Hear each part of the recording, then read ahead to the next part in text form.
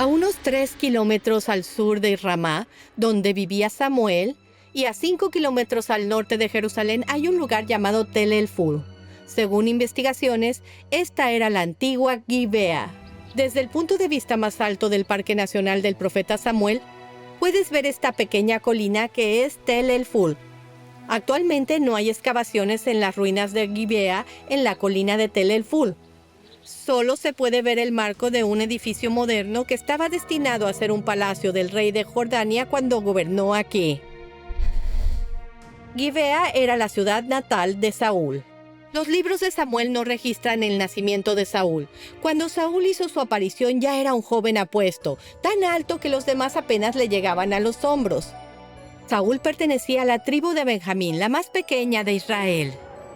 Según 1 de Samuel capítulo 9 versículo 1, el padre de Saúl, Cis, era un hombre de valor. Cis en hebreo significa fuerza y reverencia, lo que indica su prominencia y estado en la región. Un día el padre de Saúl lo envió a buscar unos burros perdidos. Saúl vio al profeta Samuel y primero quiso preguntarle sobre el paradero de los burros perdidos de su familia. En realidad, era un arreglo milagroso de Dios. La Biblia dice: Ahora bien, el Señor le había dicho a Samuel el día anterior: mañana a esta hora te enviaré a un hombre de la tierra de Benjamín y lo ungirás para que sea gobernante sobre mi pueblo Israel. Entonces Samuel ungió a Saúl con un frasco de aceite. Saúl volvió a Gibea. Dios le dio a Saúl una oportunidad de demostrar sus talentos militares. Estos son los ídolos de barro de los amonitas, las familias reales y los caballeros. Durante la era de los jueces, los amonitas vivían al este del río Jordán, en el territorio de las tribus de Manasés, Gad y Rubén. Los amonitas a menudo allanaban a los israelitas y buscaban quedarse con su tierra, pero Jefté los derrotaba. El capítulo 11 registra que los amonitas se reagruparon y acamparon cerca de Jabes, de Galat, y se prepararon para capturar la ciudad. La ubicación de la ciudad se encuentra en un lugar de la actual Jordania llamado Tel Abu al-Karaz.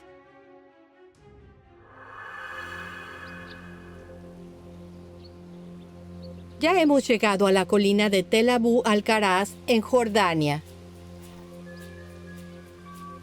Hay una ruina de un castillo bastante intacta en la colina. Según investigaciones, es muy probable que sea la antigua ciudad de Jabes de Galat del periodo de los jueces. Hay una gran casa en las ruinas, que probablemente fue residencia del gobernador del castillo. Además, hay muchas residencias. Algunas de ellas tienen cocinas para cocinar y cuartos de almacenado. También hay un sistema de agua para recolectar agua para proveer al castillo. Uno puede imaginar que este castillo era de un tamaño considerable. La ubicación de las ruinas de Jabes de Galat concuerda con la descripción de la Biblia. Cuando miramos hacia abajo desde Tel Abu al-Karaz, vemos el valle de Jordán y a Israel del lado opuesto. Detrás de las dos montañas, a lo lejos, está el valle de Jezreel, y ahí mismo está Beit Shean. En cuanto a la distancia, seguro los valientes hombres de Jabes de Galat viajaron toda la noche para llegar a Beit Shean, como lo describe el capítulo 31. Jueces capítulo 21 registra que 400 vírgenes en Jabes de Galat fueron tomadas para ser las esposas de los hombres benjaminitas cuando la tribu de Benjamín casi quedó erradicada. Por lo tanto, el pueblo de Jabes de Galat estaba relacionado con la tribu de Benjamín, a la que pertenecía Saúl. El capítulo 11 cuenta que el pueblo de Jabes de Galat envió mensajeros a Gibea para informar del peligro. Cuando Saúl lo escuchó, el Espíritu de Dios vino sobre él, y estaba furioso. Inmediatamente reunió a 300,000 hombres de Israel y a 30,000 hombres de Judá en Besek, en la orilla oeste del Jordán. Saúl dirigió el ejército y los repartió en 3 divisiones, cruzando el río de noche. Según Jueces capítulo 11, versículo 11, el ejército de Saúl llegó a Jabes de Galat antes del amanecer, entre las 3 y las 6 de la mañana. El ejército israelita atacó de sorpresa al campamento amonita y los masacró hasta que se hizo de día. Los que sobrevivieron se dispersaron. El Espíritu de Dios le dio a Saúl sabiduría y poder para que obtuviera la victoria, y el prestigio de Saúl aumentó en gran manera. Samuel ayudó a que Saúl fortaleciera su posición de inmediato. Según 1 de Samuel, capítulo 11, versículo 14, Samuel le dijo al pueblo: «Venid y vayamos a Gilgal, renovemos allí el reino». Por lo tanto, todo el pueblo de Israel fue a Gilgal, que estaba al noroeste de la ciudad de Jericó. Confirmaron a Saúl como rey en la presencia del Señor y sacrificaron ofrendas de comunión ante él. 1 de Samuel, capítulo 12, dice que Samuel declaró: «Aun cuando el Señor su Dios ya era su rey, es el Señor quien les ha dado ese rey». Estos dos versículos nos dice que aunque Israel había establecido un nuevo reino, Dios era su rey antes y ahora había puesto a un rey sobre ellos. Fue Dios quien tenía el control de todo. Saúl fue el rey de Israel y obtuvo el apoyo de todo el pueblo. Así alcanzó la cima de su vida. Lamentablemente no duró mucho. En el capítulo 13, no mucho después de que Saúl fuera coronado, eligió 3,000 hombres para pelear contra los filisteos. Esta batalla tuvo lugar en Gabá y Micmas. Según el capítulo 13, versículos 3 al 5, Jonatán atacó Gabá y se enfrentó a los filisteos que acampaban en Micmas. Entre Micmas y Gabá está el paso de Micmas. Los filisteos invasores reunieron 30,000 carros, 6,000 jinetes y tantos soldados como la arena de la playa. Los carros entonces eran como los tanques blindados ahora. El número de tropas filisteas era desmedidamente mayor que Israel, que solo tenía 3,000 hombres. Esto era terrible. 1 de Samuel, capítulo 13, versículos 6 al 15, nos dice que la mayoría de los israelitas se dispersaron cuando la situación se volvió grave. Originalmente, Samuel había fijado una hora para reunirse con Saúl en Gilgal, para ofrecer sacrificios antes de ir a la batalla. Pero Saúl esperó 7 días y Samuel todavía no estaba allí. Saúl se preocupó e hizo el sacrificio. Cuando Saúl terminaba de celebrar el sacrificio, llegó Samuel, salió a recibirlo y lo saludó.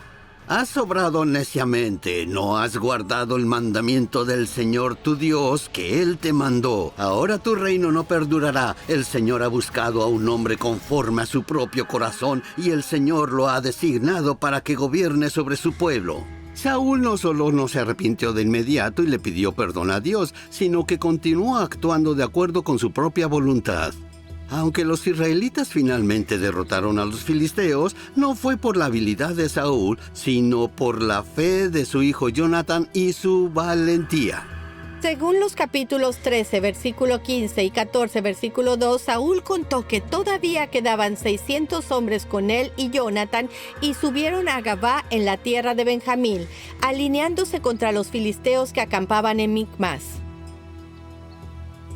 Hoy en día Micmas es de los territorios palestinos y la ciudad tiene muchas colinas. En la ciudad hay una mezquita y una torre. A lo lejos podemos ver el paso de Micmas que se menciona en la Biblia. A la distancia, cruzando Micmas, está Gabá, como se menciona en la Biblia. Imagina la confrontación entre los ejércitos israelitas y filisteos como lo describen en el capítulo 13 y 14. Hoy, la antigua ciudad de Gabás sigue teniendo algunas casas viejas. Aunque no son de la época de Samuel, se dice que tienen una historia de cientos de años. Cruzando la calle está el nuevo pueblo judío de Gabá. Desde allí, podemos ver el paso y el cañón entre Gabá y Micmas de cerca. Podemos imaginar a Jonatán en el paso. Y con fe en Dios le dijo al joven que llevaba su armadura: Vamos, pasemos a la guarnición de estos incircuncisos. Puede ser que el Señor actúe por nosotros, porque nada puede impedir que el Señor salve por muchos o por pocos. Hay un peligroso camino de tablones en el acantilado a un lado del paso de Micmas, y los pastores caminan con sus ovejas a través de él.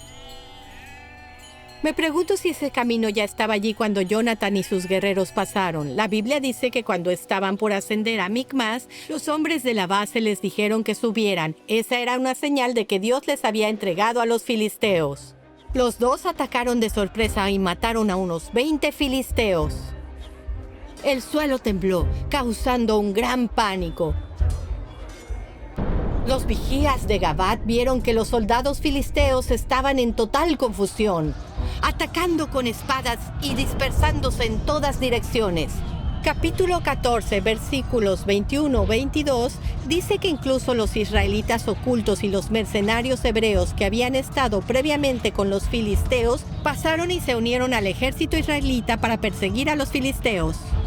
Así que los israelitas persiguieron y mataron a los filisteos todo el día, desde Micmas hasta Jalón. Cuando Saúl aseguró su posición de rey sobre Israel, peleó contra sus enemigos en todas las direcciones, contra Moab, Amón, Edom, los reyes de Soba y los filisteos. Y donde quiera que iba, obtenía la victoria. Dios todavía tenía misericordia de Saúl. Desobedeció lo que le había mandado, pero dejó que guiara a los israelitas a pelear contra los enemigos que los rodeaban. Luego, Dios le dio a Saúl otra oportunidad de manifestar su juicio, destruyendo totalmente a los amalecitas. At Spring of Water International Ministries, we invite you to journey with us, giving seed to the sower and bread to the eater. Isaiah 55:10. To find out more, follow Spring of Water International Ministries.